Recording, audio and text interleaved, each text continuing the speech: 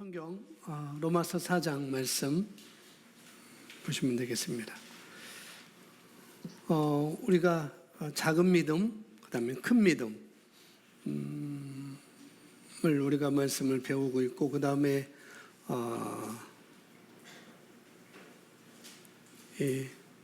당신의 믿음을 역사하게 하는 법, 그 책의 내용을 우리가 또 말씀을 함께 보고 있는데요.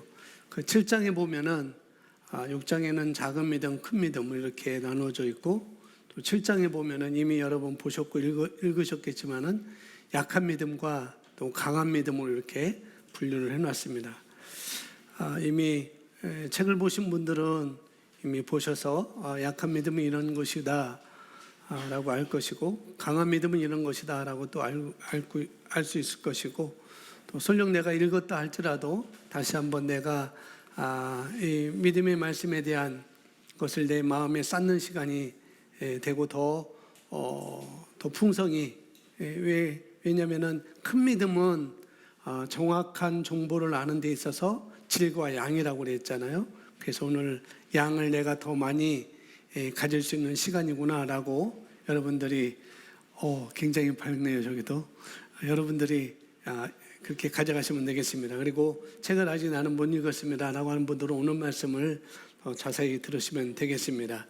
우리가 믿음이라고 할 때 히브리서 11장 1절을 믿음의 정의로 우리가 성경에서 말씀을 하고 있습니다. 그래서 믿음이 뭔가 하면 믿음은 바라는 것들의 실상이고 보이지 않는 것들의 증거다라고 1절에서 말씀을 하고 있잖아요. 그래서 바라는 것에 대한 실상이라는 말은 우리가 공부했듯이 소망인데, 소망하는 것에 실상을 부여하는 것이다 라고 우리가 첫 번째 시간에 배웠습니다. 그리고 그래서 믿음의 정의를 어떻게 해요? 소망하는 것에 실상을 부여하는 것, 그렇게 믿음을 정의했고, 또 하나는 그 소망하는 것에 실상을 부여하는 것이 믿음이고, 두 번째는 뭐냐요? 그와 같은 믿음에 상응하는 행동을 하는 것이 또 믿음이다라고 말씀을 드렸습니다. 그래서 이 두 가지는 합해져야 된다는 것, 이 두 가지는 소망하는 것에 나의 실상을 부여하는 것과 그 다음에 부여한 그 믿음에 상응하는 행동을 하는 것, 이 두 가지는 같이 가야 돼요. 따로따로 떨어질 수가 없는 것입니다.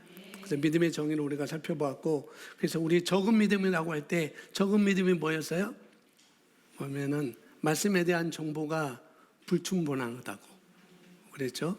약하다고. 말씀에 대한 정확한 정보가 없기 때문에 그것이 작은 믿음인 것이고, 그렇기 때문에 의심이 오는 것이고, 그렇기 때문에 포기하는 것이고 결과를 가져오지 못하는 것이다 라고 말씀을 드렸습니다. 그렇다고 한다면은 작은 믿음은 정확하게 알지 못하는 거죠. 하나님의 말씀에 대해서, 약속에 대해서 정확하게 알지 못하는 것이 작은 믿음으로 한다면, 그러면은 큰 믿음은 뭐예요? 반대로 생각하면 되겠죠. 큰 믿음은 하나님의 말씀에 대한 정확한 정보를 가지고 있는 것이죠. 그래서 지난 시간에 그것을 또 다른 말로 하나님의 말씀에 대한 정확한 정보를 질과 양으로 말씀드렸어요. 그러니까 말씀에 대한 정확한 질과 양, 말씀에 대한 정확한 질과 양. 그래서 정확한 정보를 질이라고 얘기한다고 한다면, 그러면은 양은 뭐예요? 또 뭐가 필요하다고 했어요? 양이 필요한데 정확한 정보를 많이 가져야 된다고 말씀을 드렸습니다. 그게 큰 믿음이라고 말했습니다. 그래서 작은 믿음은 일을 시작하게 할 거라는 것, 그러나 뭐가 없다고 그랬어요? 결과가 없다고 그랬습니다. 왜냐하면 환경을 만났을 때 결국은 정확한 정보가 없기 때문에 그 정확한 정보의 질과 양이 없고 좁기 때문에 어떤 환경을 만났을 때 견디지 못하고 끝까지 가지 못하고 포기하게 되는 것이죠. 이것이 삶의 모든 분야에, 전 부분에 걸쳐서 다 동일하게 적용된다고 말씀을 우리가 드렸습니다. 반면에 큰 믿음은 말씀에 대한, 그리고 원리에 대한, 또 다른 말로 진리에 대한 정확한 많은 정보를, 지식을 가지고 있는 것이죠. 그리고 지식을 갖고 있는데 아주 명확하고 날카롭게 가지고 있는 것입니다. 그래서 환경을 만났을 때 그런 사람은 흔들리지 않는 것이고 포기하지 않는 것이고 시선을 빼앗기거나 마음을 빼앗기지 않는 거라는 거예요. 우리가 그런 믿음으로 가야 된다고 말씀을 드렸습니다. 그래서 내가 작은 믿음이라면은 큰 믿음으로 가야 되는 것이고, 오늘은 또 약한 믿음에 대해서 오늘 함께 말씀을 볼 것입니다. 약한 믿음과 강한 믿음이라고 이렇게 제 7장에 쓰여져 있는데요. 약하다, 강하다 이런 의미인 거예요.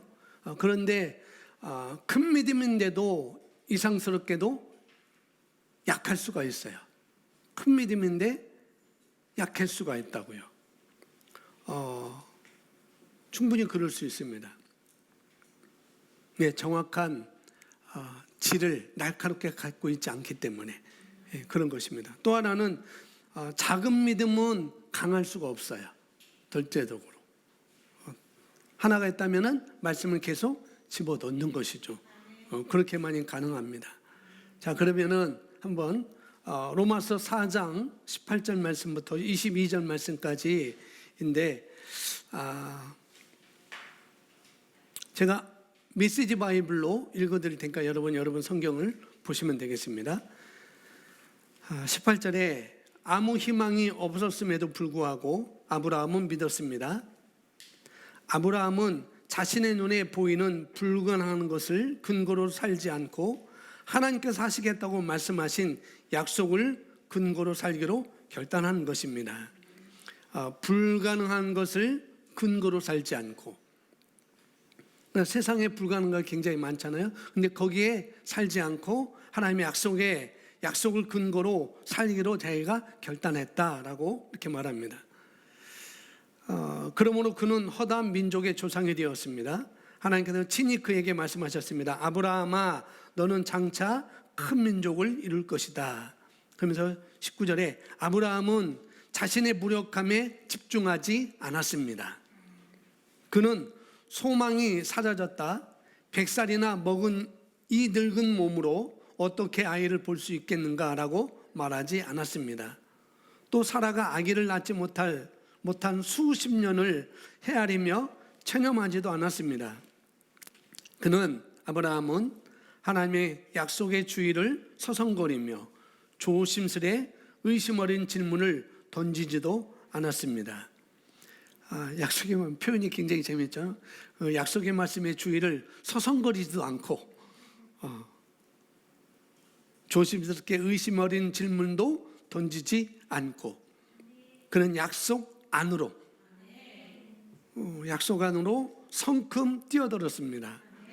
그리고는 굳센 자, 하나님을 위해 준비된 자, 말씀하신 바를 이루실 하나님을 확신하는 자가 되어 나왔습니다. 그래서 이런 말씀이 기록되었습니다. 아브라함은 하나님이 그를 바로 세워줄 것을 신뢰함으로 하나님께 합당한 사람으로 선언되었다. 그러나 이것은 아브라함에게만 해당되는 이야기가 아닙니다. 이것은 우리 이야기도 합니다. 우리가 아무 소망 없는 상황에도 예수를 살리신 분을 받아들이고 믿을 때 우리 역시 동일한 말씀을 듣게 됩니다. 희생 제물이 되어 주신 예수께서 우리를 하나님께 합당한 사람으로, 하나님 앞에 바로 세워진 사람으로 만들어 주셨습니다 라고 이렇게 나와 있습니다. 자, 보겠습니다. 그럼 한번 오늘 말씀 보겠습니다. 약한 믿음은 믿음의 연습 부족 또는 연습하지 않는 믿음의 결과입니다. 어떤 믿음을 가지고 있든지 간에 그 믿음을 무하지 않으면, 연습하지 않으면은 그 믿음은 절대 강할 수가 없다는 것이죠. 그것이 작은 믿음인지 큰 믿음인지 약한 믿음인지 연습하지 않으면은 절대 강할 수가 없다는 얘기를 하고 있습니다. 무슨 얘기인지 아시겠죠? 정보를 많이 가지고 있어요. 그리고 또 날카롭게 가지고 있음에도 불구하고 그것을 사용하지 않아서, 내 삶에 그것을 적용하지 않아서, 그것을 인식하지 않아서, 또 훈련하지 않으면은 믿음이 약해질 수밖에 없다는 것입니다. 아무리 우리에게 좋은 것이 내게 주어졌음에도 불구하고 그것을 내가 인식하거나 그걸 내가 훈련하지 않으면은 그것은 약해질 수밖에 없다는 것이죠. 하나님의 말씀을 들어도 우리가 행동하지 않으면은, 그 말씀의 근거에서 우리가 살지 않으면은, 그런 행동이 없으면은 역시 우리 믿음은 약해질 거라는 거죠. 그래서 아브라함은 뭐예요? 거기에서 약속에서 근거에서 흔들리지 않았습니다.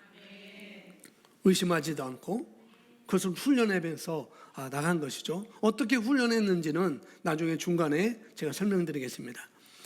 그러니까 하나님의 말씀을 들어도 우리가 그 말씀에 근거한 행동이 없다고 한다면 우리는 믿음이 약해질 수밖에 없다는 것이죠. 이어서 보겠습니다. 약한 믿음은 우리가 가지고 있는 정보에 근거하여 행동하지 않는 결과입니다. 약한 믿음의 정의가 나와 있어요. 우리는 누군가, 저는 성경이 그렇게 말씀하시는 것을 알고 있지만 현실적으로는 좀 그렇잖아요 라고 말할 수가 있다는 거죠. 실질적으로 예를 들어 현실을 저는 직시합니다 라고 이렇게 얘기할 수 있다는 거예요.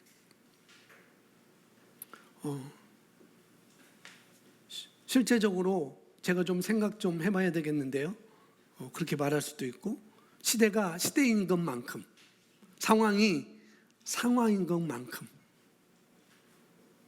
이렇게 말하는 것을 들어본 적이 있습니다. 그러나 하나님의 말씀보다 더 현실적이고 실제적인 것이 있을 수 있겠습니까?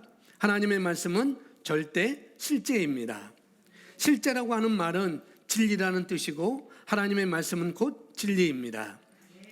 성경은 말씀을 안다고 말하면서 그 말씀을 따라 행동하지 않는 사람에 대해 우리는 항상 놀랍니다. 예를 들어서 어떤 그리스도인이 저는 성경이, 우리 같이 고백합니다. 그가 채찍에 맞음으로 너희가 낫게 되었느니라 라고 말씀한다는 사실을 압니다라고 말을 합니다. 말은 그렇게 한다는 거죠. 그가 채찍에 맞음으로 내가 낫게 되었습니다라고 말은 그렇게 한다는 거예요. 나는 성경에서 뭐라고 쓰여있는지 나는 알아요. 내가 알고 있거든요. 내가 봤거든요. 이건 이런 거지 않아요? 이건 이렇게 말씀하고 있는 거네요 라고 말을 한다는 거죠. 그런데 그렇게 말하면서도 병들어 누워있다고 합시다. 그렇게 말하면서도 내가 누구인지, 내가 어떤 위치에 갈 수 있는지, 내가 가지고 있는 것을 향해서 어떤 것까지 할 수 있는지를 내가 알고 있음에도 불구하고 내가 그걸 안다고 할지라도 어떻게 해요? 그렇게 말하면서도 병들어 누워있다고 합시다. 여기 꼭 병으로만 있지만은 여러분의 각자의 어떤 문제일 거예요. 넘지 못하는 것, 나의 어떤 핸디캡, 그런 것이 있을 수 있습니다. 그런데 성경은 다 그것이 다 가하다고 말씀해요. 다 뛰어넘을 수 있다고 말씀하는데도 내가 그걸 알고 있어요. 또 그렇게 성경에 그렇게 쓰여 있으면 내가 말하고 있어요. 그렇게 말하고 있음에도 불구하고 여전히 거기에 내가 눌려 있거나 누워 있다고 합시다. 우리는 그런 사람에게 성경은 예수님께서 채찍에 맞음으로 당신은 나았다고 말씀합니다. 그러니 당신의 주의를 선포하고 그 말씀 위에서 행동하십시오라고 말할 수 있을까요? 없을까요? 예, 있어요. 우리가. 그죠? 우리가 얘기해 줄 수 있을 것이고 또 얘기를 해주는 것이 마땅합니다. 그렇게 누워있는 사람에게, 그렇게 말하고 있는 사람에게 말하는 게 마땅했죠. 그렇게 말할 때 나는 알고 있어요. 나는 알고 있어요. 하지만은 거기에 상응하는 행동을 하지 않는 자, 이 약한 믿음의 소유자. 아까 약한 믿음은 연습 부족이라고 그랬잖아요. 연습하지 않는 것, 훈련하지 않는 것. 그러니까 훈련되어 있지 않는 사람, 연습하지 않는 사람. 약한 믿음의 소유자의 반응이 나오고 있습니다. 어떻게 나오면은 뭐라고 나옵니까? 시간 좀 주십시오. 그래서 제가 입이 떠나요. 시간 좀 내세요. 뭔지 아세요? 뭔지 아세요? 시간 좀 내세요. 하이마트. 시간 좀 주십시오. 저도 성경이 그렇게 말씀하시는 것을 알지만 제가 이걸 노래로 만들어 봤어요. 근데 제가 안 할 겁니다. 성경이 그렇게 말씀하는 걸 알지만 고통이 너무 커요.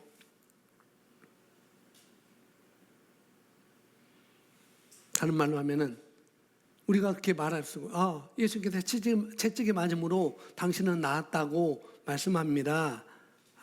그렇게 우리가 말해줄 때 이 사람 뭐라고요? 알지만 제 고통을 아세요? 당신이 내 아픔을 아세요? 당신이 내 아픔을 가져봤어요? 내 아픔을 나눠 가졌어요? 그렇게 말한다는 거죠. 내가 얼마나 힘든 줄 아십니까? 그렇기 때문에 저는 땅에다가 발을 내디딜 수 없어요. 너무 머리가 아프기 때문입니다라고 하는 반응을 한다고 하는 것이죠. 그런 반응. 이런 반응도 우리가 경험했을 거예요. 뭐라고 말하면은 내 입장이 안 돼봤으니까 뭐 그렇지. 내 입장이 돼봐. 어떻게 그렇게 말할 수 있는가. 그런 경험 우리가 하기도 했고 그렇게 하는 사람 우리가 보기도 봤습니다. 그러니까 말씀을 다 꿰고 있어도, 말씀을 알고 있고 꿰고 있어도 소용이 없다는 거죠. 약한 믿음, 훈련되어지지 않는 믿음, 연습하지 않는 믿음, 강화되지 않는 믿음은 이와 같은 반응들이 나타난다는 거예요. 내 입장 바꿔 생각해 보세요 라고 말하는 거. 내가 이렇게 아프고 있는데 당신이 그 아픔을 경험했어요 라고 말하는 이런 반응이 나타나는 것이죠. 그래서 보시다시피 그런 성경 구전을 인정할 수도 있고 설교 말씀을 전해줄 수도 있고, 그러나 말씀대로 행하는 것만큼은 안 합니다. 그것이 뭐라고요? 약한 믿음입니다. 알고 있고 인정하고 오늘 들은 말씀을 나눠줄 수도 있고 가르칠 수도 있고 그럴지 모르겠지만은, 그러나 말씀대로 행동하는 것은, 말씀의 근거에서 내 발을 내딛는 것은 안 한다는 거죠. 그것이 약한 믿음이라는 것입니다.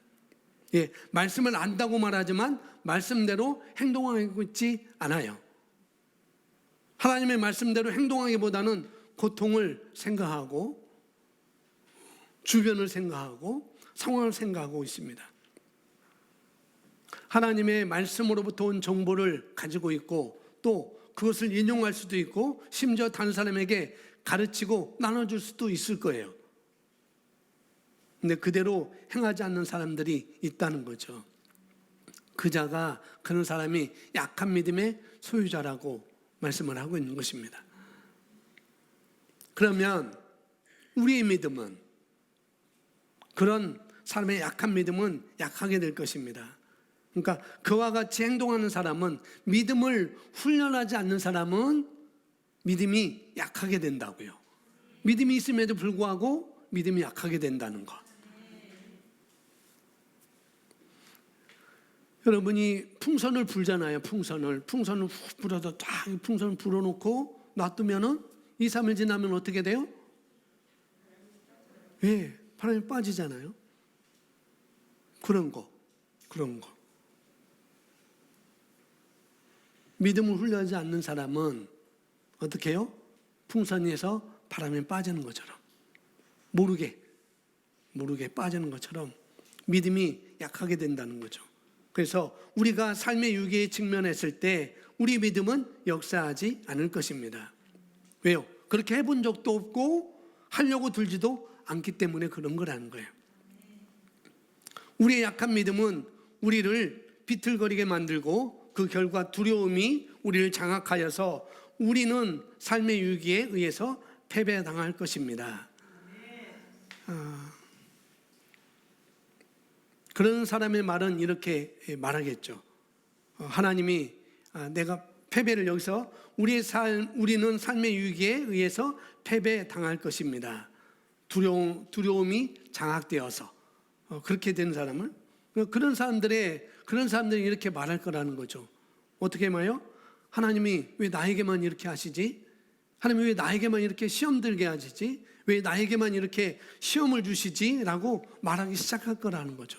분명히 약한 믿음의 사람은, 훈련되어지지 않는 사람은 분명히 이렇게 말한다는 거죠. 그런데 그건 오해입니다.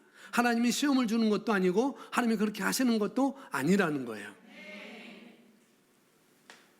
뭡니까? 문제는 나의 믿음이 우리 자신을 지탱하지 못한 결과인 것이죠.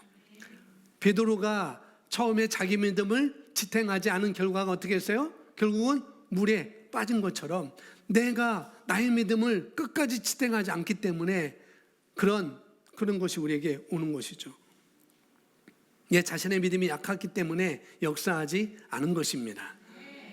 목사님 저는 믿음이 없어요 라고 말하는 사람이 있을지 모르겠지만은 우리가 어떻게 해요?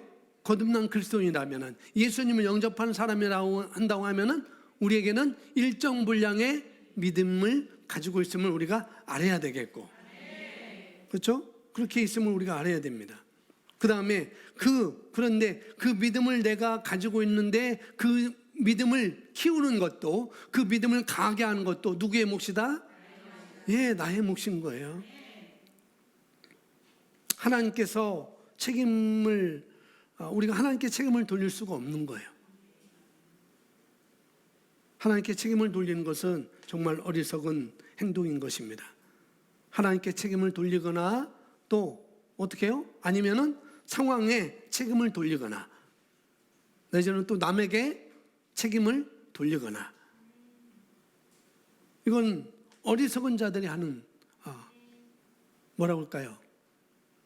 일보다도 더 나쁜 말로 짓. 어리석은 자들이 하는 짓이라고요. 이렇게 하는 것은 배우려 들지 않고 합리화시키는 사람, 끝까지 합리화시키려고 하는 사람. 근데 그런 사람은 그러다 끝날 것입니다. 그러니까 남에게 또 상황에 그런 것을 돌리지 마시고 환경이 문제라고 말하지도 마시기 바랍니다. 제가 늘 말씀드리는 거예요. 만약에 여러분이 뭔가를 할 수 없다고 한다면 어떻게 해요? 베드로처럼 주님 나를 도와주세요라고 손을 내밀면 되는 거예요. 아시겠죠?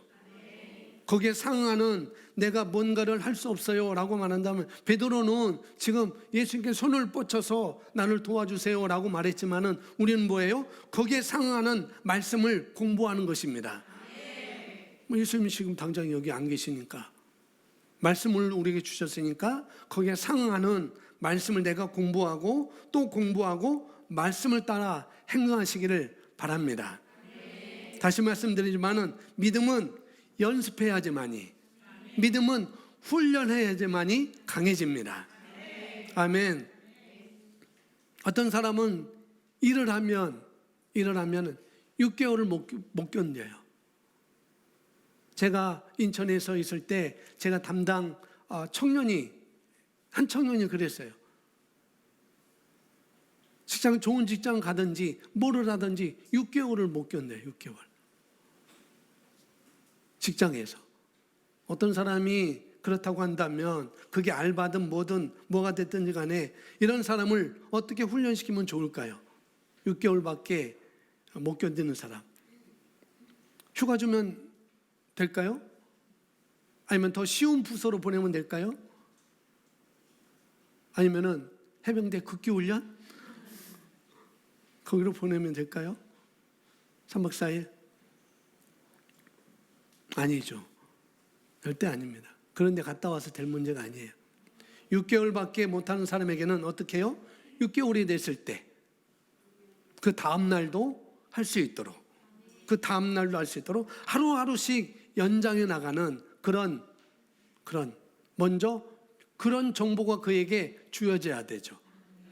6개월만 아니라 하루 더 할 수 있는, 먼저는 6개월이 아니라 1년, 2년, 3년씩 연장해 나가야 한다고 하는 그런 정보가 그에게 필요한 것이고, 또 그런 정보를 가지고 하루하루를 늘려갈 수 있는 그런 것이 되겠죠. 다른 방법은 없습니다. 극기훈련 아니에요. 이 사람이 하루하루를 날수를 늘려가는 방법밖에는 없다고요. 그래야 그 사람은 넘어갈 수가 있습니다. 6개월짜리가. 그렇게 하지 않고는 평생 그 사람은 그렇게 끝날 수밖에 없습니다. 그런 인생을 살 수밖에 없어요. 6개월의 인생. 자, 두 번째 패러그래프, 두 번째 단락 보겠습니다. 성경이 아브라함에 대해서 로마서 4장 20절에 말씀합니다. 같이 고백합니다. 그는 믿음으로 인하여 하나님의 약속을 의심하지 아니하였고 오히려 믿음에 견고하여져서 하나님께 영광을 돌리며. 아멘. 우리가 오늘 말씀을 읽었습니다. 그리고 이 스토리를 너무나 잘 알고 있어요. 아브라함에게는 믿음이 있었습니다. 어떤 믿음이냐면은 소망의 실제를 어떻게 해요? 부여하는 믿음이었어요. 자기에 대한 소망이, 자기가 가지고 있는 소망에 대한 믿음을, 실제를 부여하는 믿음. 그리고 그것에, 그 소망의 실제를 부여하는 믿음에 또 상응하는 행동을 하는 믿음을 아브라함은 갖고 있었습니다. 그래서 어떻게 해요? 100세의 나이에 늙은 몸을 가지고 있음에도 불구하고 또 자기 아내가 수십 년 동안 아이를 갖지 못한 그런 것을 알았음에도 불구하고 그런데 그럼에도 불구하고 어떻게 아이를 낳을 것인가? 하나님께서 그렇게 말씀하실 때, 주님께서 그렇게 말씀하실 때, 그런 얘기를 들었을 때 그게 어떻게 가능하겠는가? 그게 어떻게 가능하겠어요, 주님? 그런 생각에 또 남들의 시선도 봤을 거 아니겠어요? 그 시선에 흔들리지 않았습니다. 흔들리지 않은 것뿐만 아니라 어떻게 했어요? 오히려 어떻게 했다고요? 믿음이 견고해졌다고 그래요. 믿음이 견고해졌습니다. 그런데 견고해지려면 뭐가 필요할까요? 예, 맞습니다. 약한 믿음이 뭐가 없어서? 훈련. 약한 믿음은 왜 약한 믿음을 했어요? 연습하지 않았기 때문에. 훈련이라는 것보다도 연습이 뭐 두 가지 다 똑같습니다. 연습하지 않았기 때문에. 그러면 강해지려면 어떻게 하면 돼요? 예, 연습하면 됩니다. 훈련하면 돼요. 그러면 도대체 아브라함은 어떤 연습을 했을까? 어떤 연습을 했을까요? 아시는 분 말씀해 주세요. OS는 없지만 OS를 한 상자 선물해 드릴게요. 어떻게 했을까요? 끊임없이 자기가 누구인지를 인식했던 것입니다. 어떻게 인식했을까요? 나는 아브라함이야. 나는 아브라함이야. 내 이름 뭐예요? 개명했어. 나는 아브라함이었는데 나는 아브라함으로 내 이름을 바꿨어. 그게 뭐예요? 열국의 아버지라는 뜻이잖아요. 그러니까 자기가 어떻게 훈련했냐면, 어떻게 연습했냐면은, 어떻게 그 견고해졌냐면은 훈련을 통해서. 어떤 훈련? 자기 이름을 계속, 내 이름이 뜻하는 것이 무엇인지, 하나님께서 왜 이름을 이렇게 바꿔주셨는지를 계속 자기가 고백했던 것이에요. 나는 아브라함이야. 나는 아브라함이야. 나는 아브라함이야. 우리로 말한다면은 나는 새로운 피조물이야. 나는 새로운 피조물이야. 나는 하나님의 본성을 가지고 있어. 나는 하나님의 의로 의롭게 됐어. 나는 하나님 앞에 어떤 정죄감이나 열등감이나 죄책감 없이 하나님 앞에 설 수 있어. 나는 무죄 선언을 받았어. 이걸 늘 내가 인식하고 고백하는 것입니다. 그럴 때 우리도 견고해질 수 있는 거예요. 누가 뭐래도 제가 뭐라고 해도 여러분이 이거에 대해서 확고하게 서 있으면은, 날카롭게 서 있으면은 여러분 입에서 그거 나와야 돼요. 목사님 왜 그렇게 말씀하세요? 저는 하나님의 의로 의롭게 됐습니다 라고 말하면 저는 은맥이주고하고 그럴 거예요. 그게 마땅합니다. 그게 누구라 할지라도. 목사님이 그렇게 말한다 할지라도 여러분 입에서 그것이 나온다고 한다면 아마 그분은 날아갈 거예요. 손오공만 구름을 타는 게 아니고, 예수님만 구름을 타는 게 아니고 여러분도 구름을 탈 수 있다니까요. 아멘? 정말. 그렇다고 소래산 가서 구름이 내려갈 때 뛰어내리면 안 됩니다. 그런 의미가 아니라는 거 아시죠? 자, 나는 아브라함이야. 나는 아브라함이야. 내 이름이 아브라함에서 아브라함으로,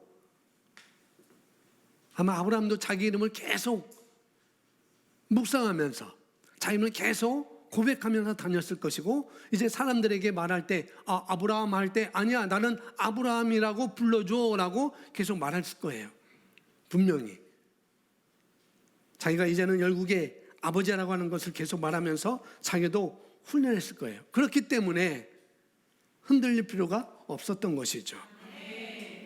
자, 이어서 보면 아브라함은 하나님의 약속에 대해 비틀거리나 요동하지 않았습니다. 믿음이 약하면 우리는 비틀거리고 동요하게 될 것입니다. 저희 멘토 목사님도 그렇고 저도 그래요. 저 또한 그렇습니다. 그냥 성경적인 건 아니지만 성경적인 것을 떠나서 저는 의리라는 것, 의리. 그 다음에 신의를 지키는 것, 그걸 굉장히 저는 좋게 여겨요. 누가 의리를 지킨다, 누가 신의를 지킨다, 그걸 굉장히 좋게 여깁니다. 뭐 의리라는 것, 신의라는 것, 다 이게 공통점이 있죠. 다 공통점. 그게 뭐 충성이 됐든지, 뭐 충성은 성경에서도 말하고 있으니까 사랑의 열매로, 성령의 열매로 분명히 갈라디아서 5장에서 우리에게 말씀해 주니까 충성이라는 것은 영적인 것이죠. 영적인 영역에 속한 것이고 영적인 부류에 있는 것입니다. 그렇다면 신의나 의리라는 것도 어떻게 보면은 영적인 부류에 속하는 그런 태도를 가지고 있는 거예요. 이런 것도. 그래서 누가 뭐래도 어떤 상황이 벌어져도 뭘 지켜요? 신의를 지키는 것이죠. 의리를 지키는 것이죠. 영적인 부류 안에 있는 것입니다. 그래서 저도 이런 걸 좋아해요. 의리를 지키는 것, 신의를 지키는 것. 이게 굉장히 저는 좋아합니다. 자, 다시 말씀드리지만 믿음이라고 하는 것은 결과를 가져오게 되어 있어요.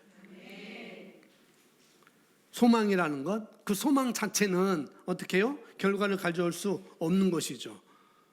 그리고 믿음이라는 건 단지 바라보는 것 이상이에요. 바라보는 것 이상. 내가 바라보는 것에, 내가 갈망하는 것에 실상을 말씀의 근거에서 내가 부여하는 것입니다. 무엇으로? 내 입으로, 나의 고백으로 그렇게 부여하는 것이죠. 그리고 거기에 상하는 행동을 함으로 말미암아 흔들리지 않고 우리가 계속해서 그 방향을 따라 우리가 걸어가는 것입니다. 약한 믿음이든 뭐 적은 믿음 때문에 넘어지거나 결과를 가져오지 못할 경우가 굉장히 많이 있습니다. 약한 믿음도 그렇고 적은 믿음도 결과를 가져올 경우가 많이 있다는 거죠. 그렇기 때문에 우리가 이 시간 배우고 있는 것입니다. 큰 믿음은 어떻게 가야 되는지, 강한 믿음은 어떻게 가야 되는지, 그리고 우리는 이것을 훈련하셔야 돼요. 연습하셔야 됩니다. 여러분이 어떤 좋은 정보를 들을 수 있을까요? 그것이 여러 군데에서 좋은 정보를 들을 수 있을 것인데, 근데 여러분이 좋은 정보를 듣는 순간 그것은 좋은 정보가 아닐 수도 있습니다. 듣는 순간 그래요.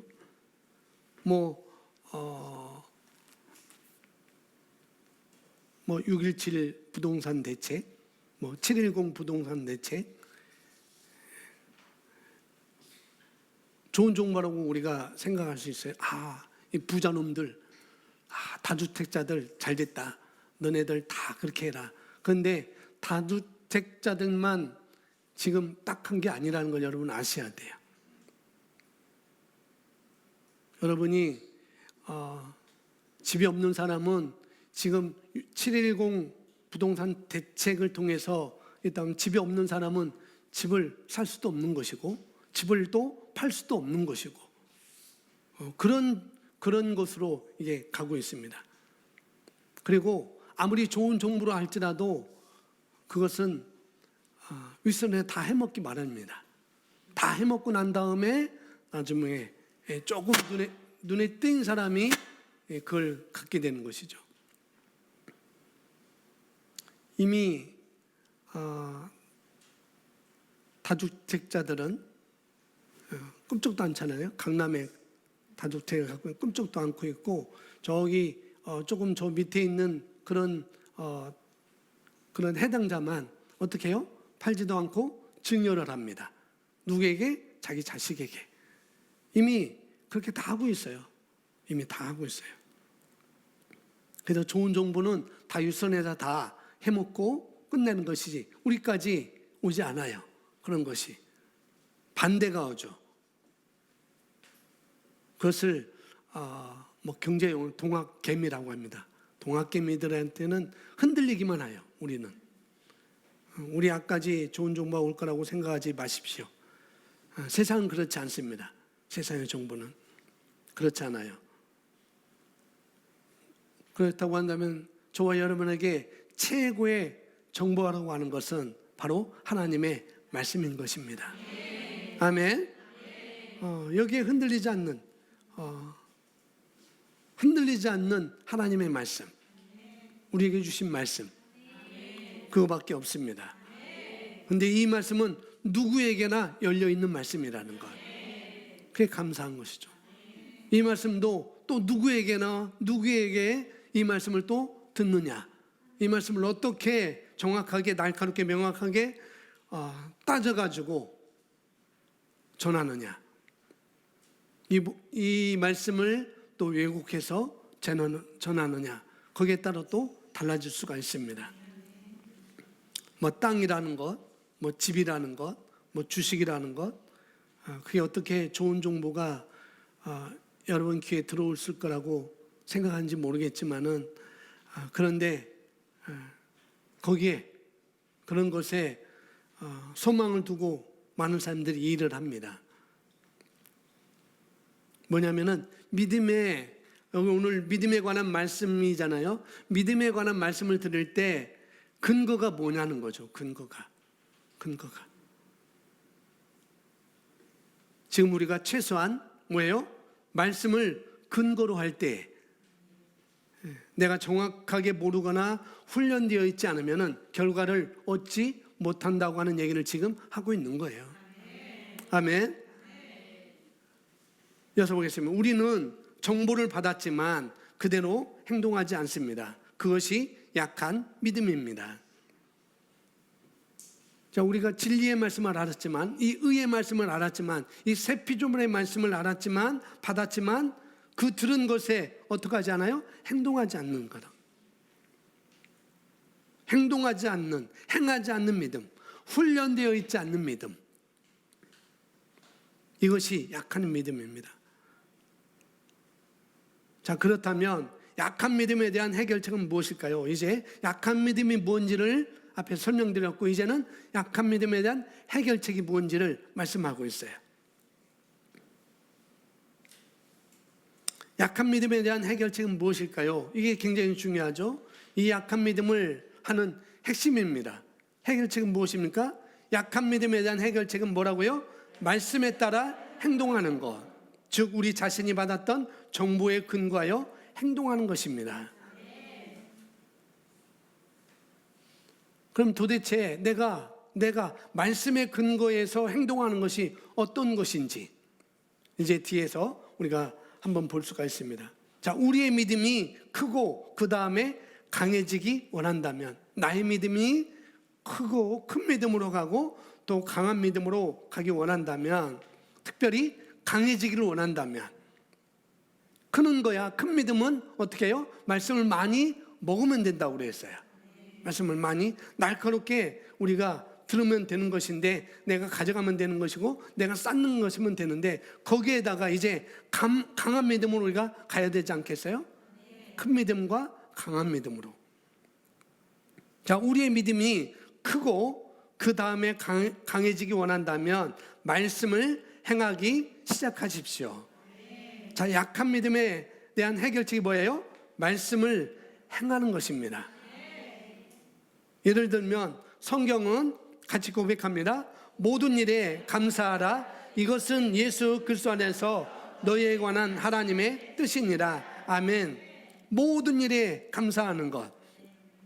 이것이 하나님께서 우리를 향한 뜻이라고 말씀하고 있어요.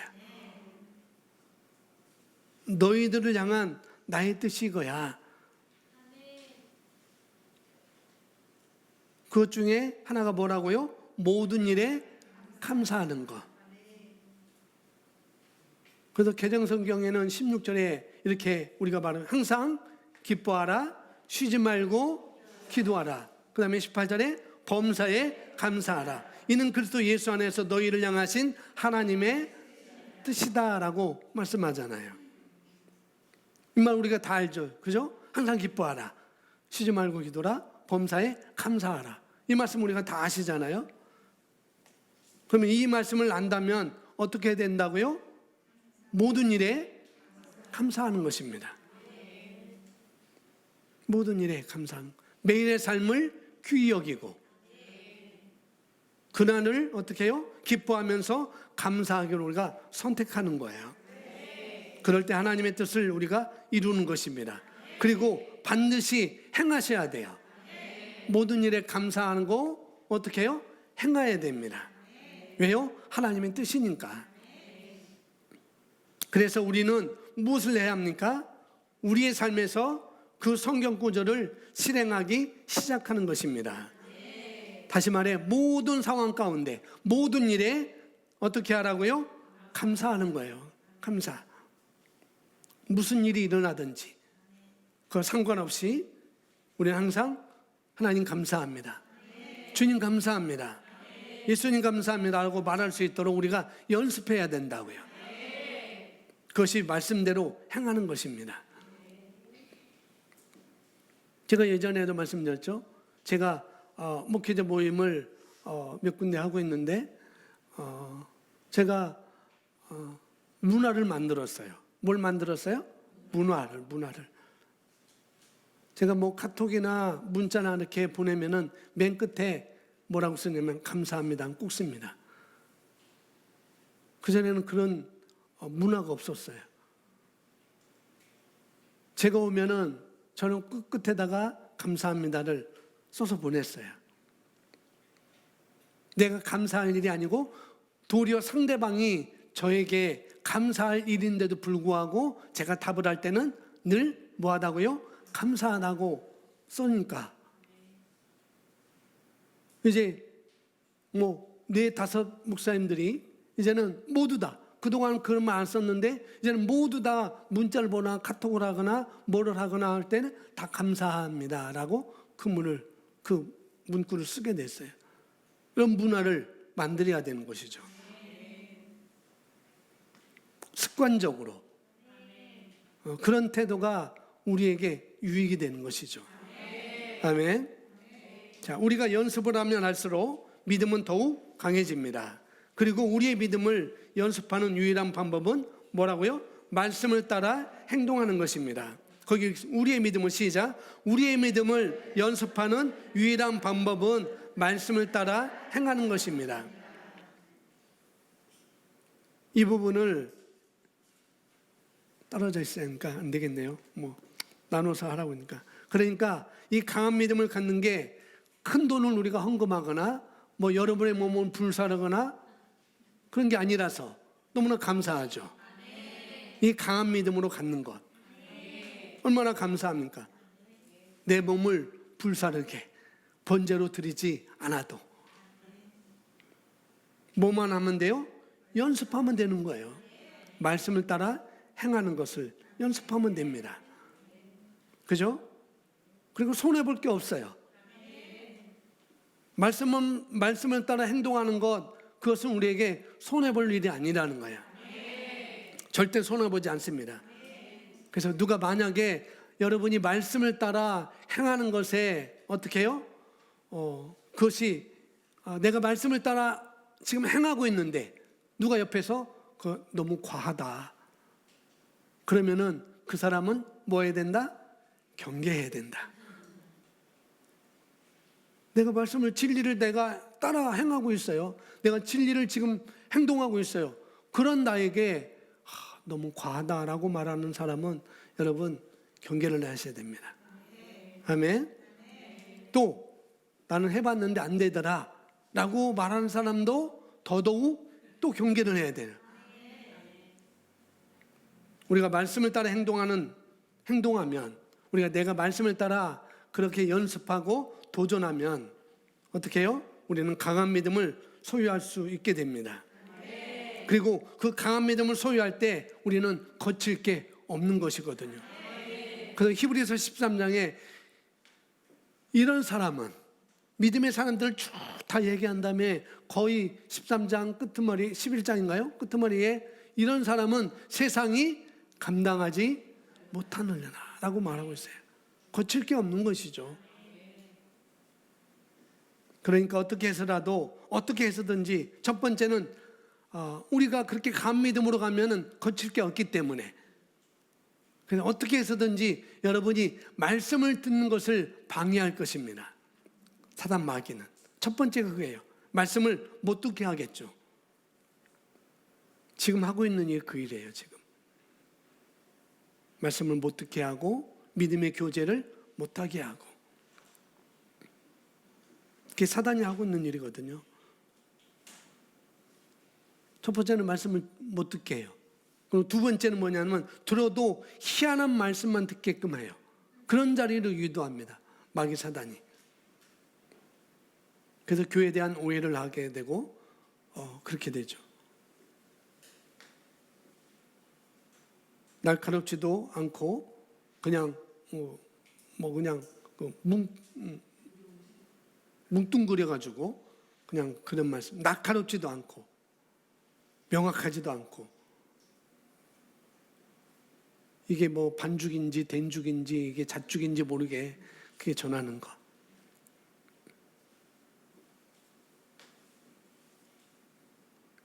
세 번째는 들었다고 한다면, 내가 말씀을 들었다고 한다면은 어떻게 해요?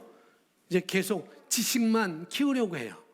첫 번째 말씀을 못 듣게 하고, 두 번째는 들어도 잘못된 정보를 듣게 하고, 세 번째는 올바른 정보를 들었다 할지라도 계속 그것을 쌓아놓기만 하게 한다는 거예요. 그 말씀을 행동하지 않고. 이게 마귀의 전략입니다. 이게 마귀 사단의 전략이에요. 그런 자리로 우리를 몰아갈 거라는 거죠. 그런 것을 우리가 경계해야 됩니다. 아멘. 자, 또 보시면 자신에게 이렇게 말하십시오. 하나님의 말씀이 그가 채찍에 맞음으로 너희가 낫게 되었니라라고 말씀합니다. 그러므로 같이 고백합니다. 나는 아프기를, 시작. 나는 아프기를 거절한다. 나는 나으려고 애쓰는 병자가 아니다. 병과 질병과 약함은 내 몸에 있을 자리가 없다. 그러므로 나는 병상에 누워 있거나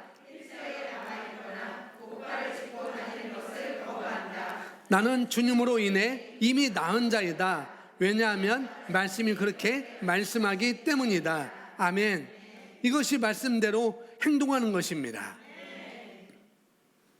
지금 이것은 질병에 관한 부분들을 다루고 있는 부분이잖아요. 이제 적용하는 부분인데, 다시 말씀드리지만은 여러분이 감기 몸살 정도는 죽은 일이 아니니까, 그렇죠? 반드시 연습을 통해서 여러분 그걸 뛰어넘어야 돼요. 제가 어제 갑작스럽게 아랫입술 가운데에 산란톨만한 것이 쭉 부어 올랐었어요. 그리고 내일 주일인데 내가 여기 막 가렵기도 하고, 왜 다면은 뭐 쓰리기도 하고 그랬었어요. 내일 주일 말씀을 전해야 되는데 어떡하나. 그래서 제가 믿음의 반응을 했습니다. 말씀에 근거해서 반응을 했어요. 이 쌀한톨만한 이 부어오르는 것은 예수님의 이름을 명하노니 사라져라. 멀쩡해졌어요. 그러니까 이런 조그마한 일부터, 자그마한 일부터 내 믿음을 연습하는 것을 해야 됩니다. 감기 몸살 걸렸다 해서 내가 뭐 싸들고 머리끝 메고 누워있을 일이 아니라는 거예요. 그런 것부터 우리는 연습을 해야 되겠죠. 여러분이 하나씩 하나씩 하나씩 여러분이 쌓아 올린다면 분명히 여러분은 그 다음 것도 분명히 이겨낼 수가 있고 넘어갈 수가 있습니다. 아멘. 우리의 믿음이 약해지지 않고 강해지며 결과를 낳기 위해서는 우리는 말씀을 행하는 자가 되는 것입니다. 다시 말해 우리는 말씀을 실행해야 합니다. 그리스도인은 우리는 말씀을 실행하는 자입니다. 아멘. 우리는 말씀을 뭐 하는 자라고요? 실행합니다. 왜냐하면 하나님의 말씀을 실행할 수 있는 것이기 때문에 그런 거예요. 아멘. 다시 말씀드립니다. 하나님께서 아무것도 모든 일에 감사하라고 했으면은 그것은 할 수 있는 것이기 때문에 그렇게 말씀하는 거라는 거죠. 염려를 맡기라고 했다면은 그걸 우리가 할 수 있기 때문에 그렇게 말씀하는 것입니다. 그러니 우리가 할 수 있는 거예요. 충분히 할 수 있습니다. 그러므로 예를 들어 성경이 빌립보서 4장 6절에서 6절부터 7절에서 말씀합니다. 같이 고백합니다. 아무것도 염려하지 말고 다만 모든 일에 기도와 간구로 너희 구하는 것을 감사함으로 하나님께 알려지게 하라. 그리하면 모든 지각을 초월하신 하나님의 그리스도 예수 안에서 너희 마음과 생각을 지키시리라. 아멘. 우리는 그 말씀 그대로 실행합니다. 우리는 말씀이 우리의 삶에서 말씀하시는 바를 정확히 실행합니다. 우선 우리는 스스로에게 나는 두려워하기를 거부하고 염려하기를 거절한다라고 뭐 한다고요? 예, 말하는 거예요. 그것이 믿음입니다. 말씀에서 아무것도 염려하지 말라고 말했으니까요. 염려하지 말라고 얘기하면 염려를 안 하면 되는 거죠. 근데 염려를 어떻게 안 하는 거죠? 어떻게 안 할 수 있을까요? 어떻게 거절할 수 있을까요? 어떻게 해요? 그렇게 말을 하지 않으면 돼요. 염려하는 말을 하지 않으면은 염려하지 말라고 그랬으니까 염려하는 말을 하지 않으면 되는 것입니다. 그게 우리가 할 수 있는 것이에요.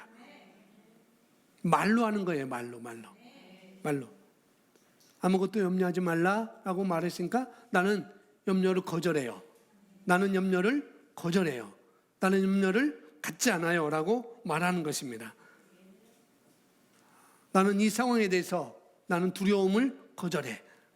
나는 이 상황에서 나는 그것을 내가 받아들이기를 거절해 라고 우리가 말을 하는 것이죠.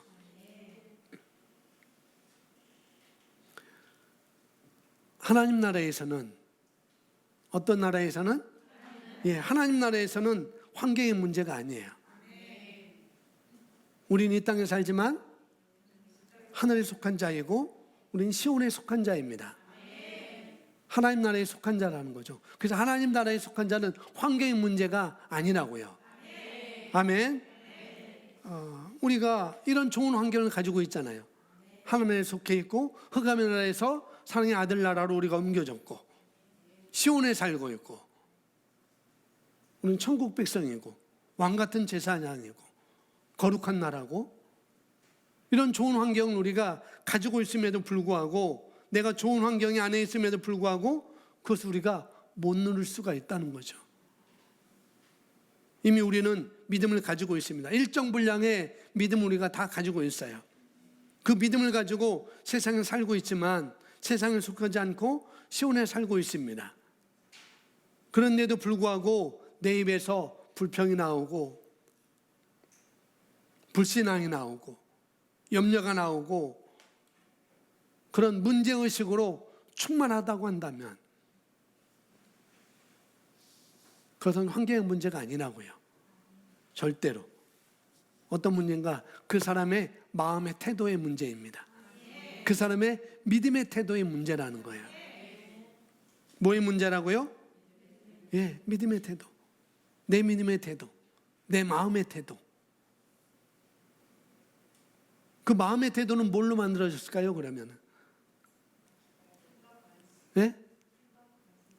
어떤 것으로? 생각. 그 생각은 어떤 것으로 만들어졌을까요? 잘못된 정보, 그렇죠. 올바르지 않은 정보가 마음에 가득하기 때문에 그런 것입니다. 여러분, 믿음의 태도는 뭐냐면은 게으르지 않습니다. 믿음의 태도는 불평하지 않아요. 그렇기 때문에 우리는 환경의 문제가 아니라고요.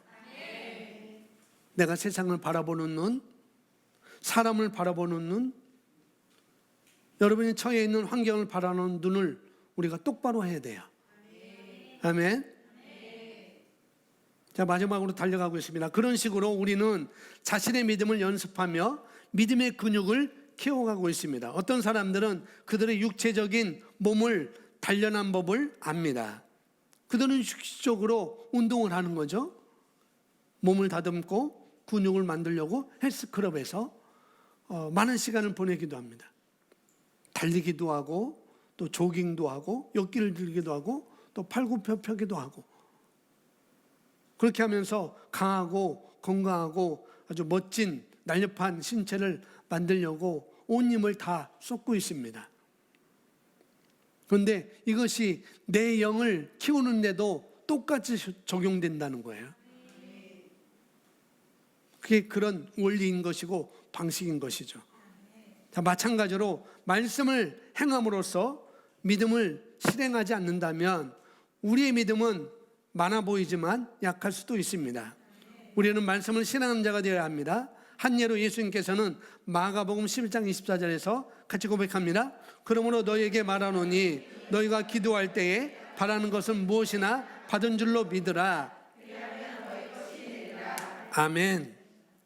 무엇이든지 하나님께 기도하거나 우리가 구할 때 우리는 이미 그것이 받은 것과 내가 이미 받은 것과 그것이 우리 것임을 어떻게 해야 돼요? 믿어야 된다는 거예요.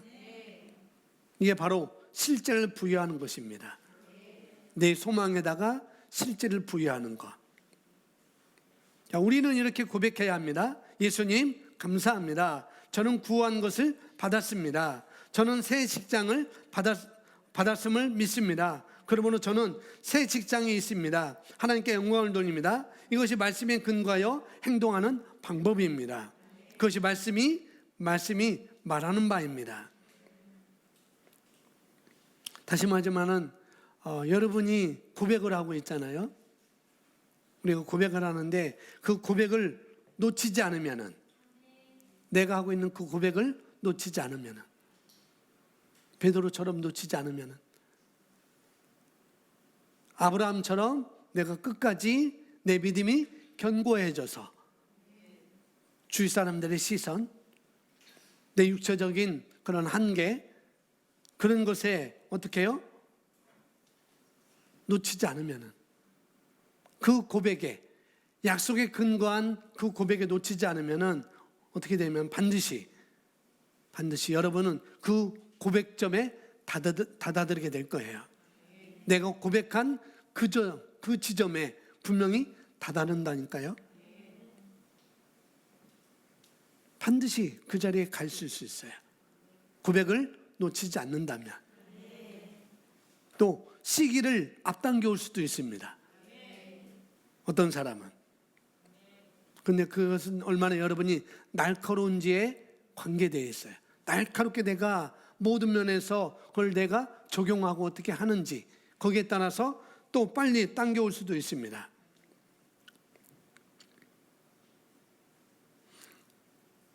어느 분이 저한테 와서 제가 이걸 하는데 잘 되겠습니까? 라고 물어본다면은 저는 분명히 잘 될 거라고 얘기를 해줄 것입니다. 안 된다고 얘기는 안 해요. 뭐든지 간에 잘 된다고 분명히 말할 수 있습니다. 근데 왜 그러냐면은 그게 원하는 거니까. 근데 뭐냐면은 하다가 포기하는 게 문제인 거죠. 하다가 출렁출렁하는 게 문제라고요. 그러면 결과를 가져올 수 없으니까요. 근데 다 출렁출렁해요. 다 포기할 수 있습니다. 어떤 사람들은. 근데 저는 제가 믿는 바를 말해줄 수 있어요. 된다고 말해줄 수 있어요. 그게 무엇이든지 간에. 믿는 자에게는 능치 못할 일이 없다고 말씀하셨으니까. 다른 말로 믿는 자에게는 안 될 일이 없다고요. 안 되는 일이 없어요. 문제는 그 말씀에 안 따라가죠. 그래서 문제인 거예요. 말씀에 안 따라가고 그 말씀에 합당하게 행하지도 않고 그렇습니다. 그게 뭐든지 간에 그렇다니까요. 자, 보겠습니다. 이것이 우리가 무엇이든지 하나님께 기도하고 구한 뒤에 가져야 하는 태도입니다. 그게 뭐라고요? 믿음의 태도. 믿음의 태도. 뭐냐면 여러분이 입으로 고백했어요. 말씀의 근거에서, 말씀에 따라서 진리의 근거에서 여러분이 말을 했어요. 그리고 그 말에 의해서 여러분이 발을 내딛었습니다. 그렇다고 한다면 끝까지 그것을 붙잡으셔야 돼요. 제가 그걸 말씀드리는 거예요. 뭐를 하고 계시구나 해서 뭐를 하고 있다고 한다면은, 여러분이 그걸 따라서 한다고 한다면은, 그렇게 발을 내딛었다고 한다면은 똑같이 끝까지 그걸 붙잡으시면 됩니다. 아멘. 구한 것은 마땅한 것이라고 할지라도 그 사람의 태도에 따라서 분명히 그것은 내 것임에도 불구하고 나의 믿음의 태도에 따라서 결과가 올 수도 있고 안 올 수도 있다는 걸 여러분이 아셔야 됩니다. 어떤 사람이 믿음을 따라서 그냥 믿음이 아니고 그냥 어떤 사람이 그냥 신념을 따라서 믿음이 아닌 자기 신념, 어떤 자기가 가지고 있는 어떤 뭐라 할까요? 장담. 내가 장담하건대 뭐 그런 거 있잖아요. 장담이 있을 거 아니겠어요? 이건 된다는 그런 장담, 그런 것이 있어요. 어떤 사람이 내가 그 사람에게 이 일을 맡기면은 당신이 할 수 있겠습니까? 라고 말할 때 그 사람이 할 수 있습니다 라고 말할 때, 그렇게 말할 수 있죠. 권사님 이거 할 수 있으세요? 예, 제가 할 수 있습니다 라고 말할 때, 그러면은 그 사람이 할 수 있다고 얘기를 하겠죠. 그러면은 그 사람이 할 수 있다는 그 말을 어떻게 믿느냐는 거죠.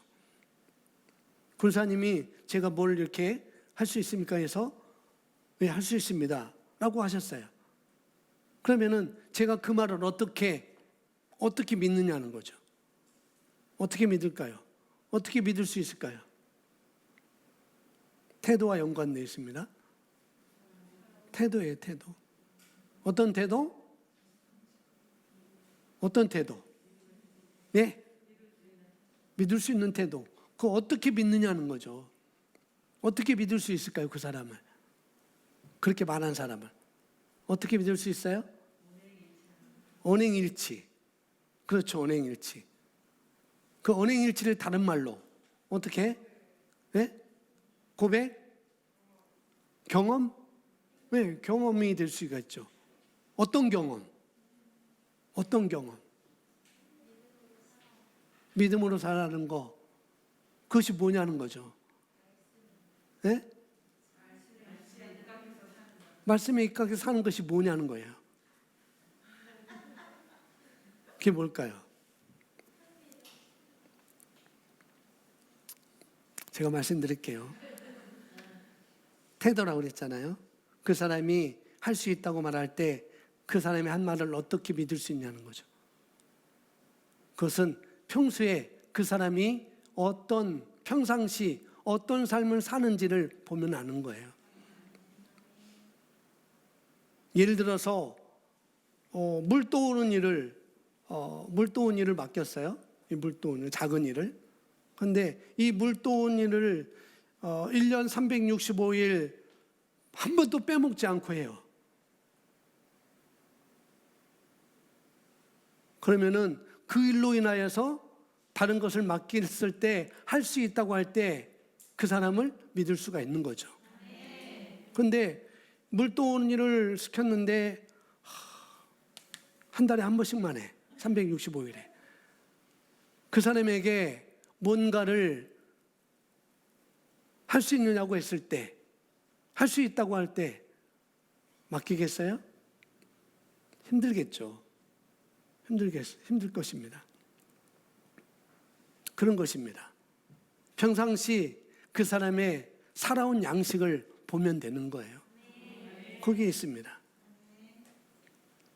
작은 일이지만 물 하나 갖다 놓는 것, 뭐 하나 하는 것, 한 번도 빼먹지 않는 어떤 사람이 있다고 해요.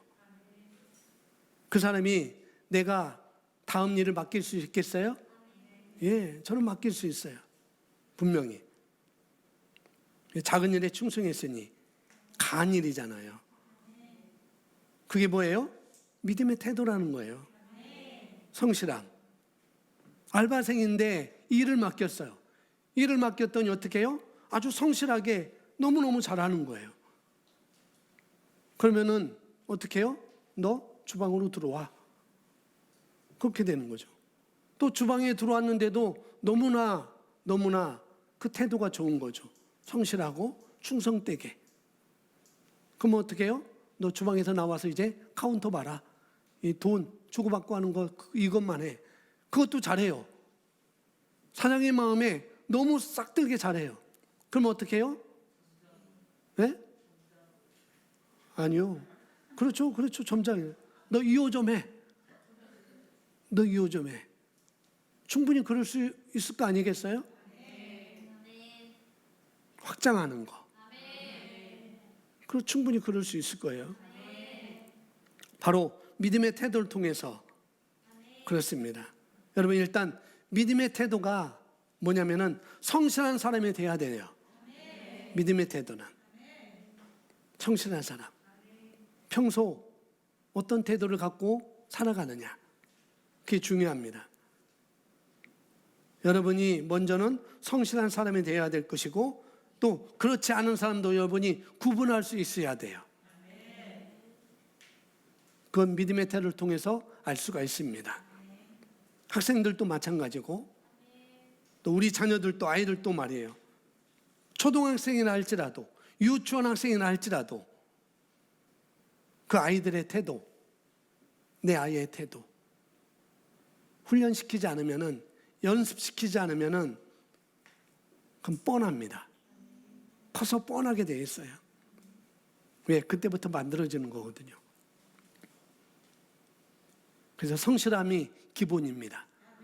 성실함이 기본이고 또 거기에 정직해야 되고 또 거기에 충성스러워야 돼요. 충성스러워야 돼요. 성실한데 충성스럽지가 않아요. 그럼 안 되는 거예요. 이상하죠? 정직한데 충성스럽지가 않다. 이상해요. 말이 안 되는 것 같지만은 그럴 수 있다는 거죠. 성실함이 기본이라고 그랬습니다. 거기에 정직이 들어가야 되고 거기에 충성이 들어가야 되는 거예요. 누구한테? 부모님한테도 그렇고 선생님한테도 그렇고 또 자기 맡은 일에도 너무나 당연한 것이죠. 자, 마지막 단원 보겠습니다. 우리 자신의 믿음을 발전시키고 강하게 세우는 세우가 아니고 세우는 유일한 길은 자신의 믿음을 역사하게 하는 것입니다. 그것이 자신의 믿음의 근육을 연습하는 방법입니다. 강해지지 않으면 그 믿음은 많은 결과를 생산하지 못할 것입니다. 당연하겠죠? 믿음을 강하게 하기 위해서는 말씀대로 행함으로써 우리 믿음을 연습해야 합니다. 우리는 우리가 믿는 바를 행동으로 옮겨야만 합니다.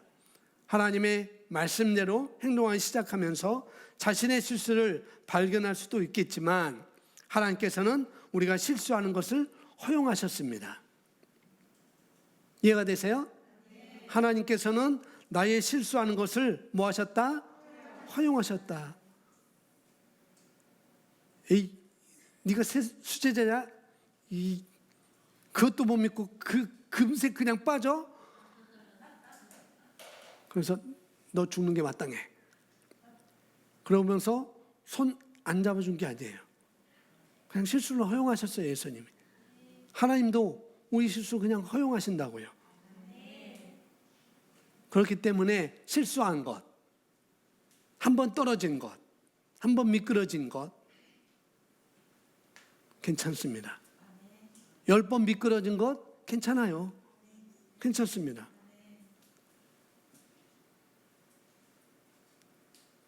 뭐예요? 베드로가 용서에 대해서 뭐라고 했죠? 7번씩? 7번이라도? 그랬나요? 그것도 괜찮아요. 70번씩이라도 괜찮습니다. 충분히 괜찮아요. 그러면은 그게 괜찮다면 뭐가 안 괜찮을까요? 포기하는 게. 말씀에 근거해서 계속 내 발을 내딛지 않고 내가 믿음의 행동을 하지 않고 연습하지 않고 내가 그걸 고백하지 않고 포기하는 것. 그게 안 좋은 것입니다. 안 괜찮은 거예요.